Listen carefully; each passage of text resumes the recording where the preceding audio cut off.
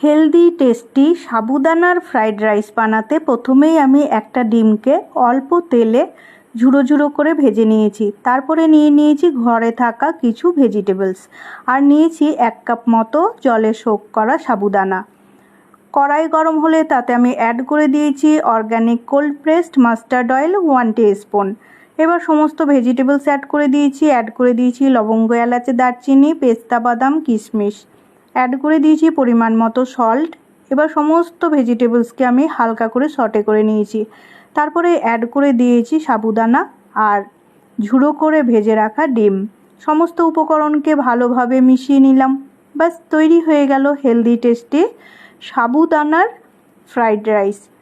এরপরে আমি প্লেটিং করে দিলাম সুন্দর করে। আর এই সাবুদানার ফ্রাইড রাইস আমি এনজয় করেছি ব্রেকফাস্টে আমার ফ্যামিলির সাথে।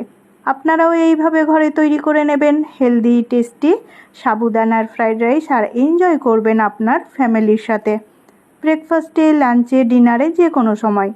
আমার এই রেসিপি যদি আপনাদের ভালো লেগে থাকে তাহলে লাইক দেবেন, কমেন্টে জানিয়ে যাবেন আর শেয়ার করে দেবেন বন্ধুদের সাথে।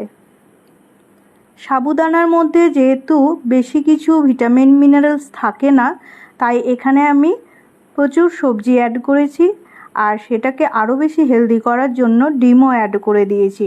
অ্যাড করেছি কিশমিশ আর অ্যাড করে দিয়েছি পেস্তা বাদাম। আপনারা আপনাদের ইচ্ছে মতো বাদাম এখানে অ্যাড করতে পারেন আর আপনাদের ইচ্ছে মতো ভেজিটেবলসও অ্যাড করতে পারেন।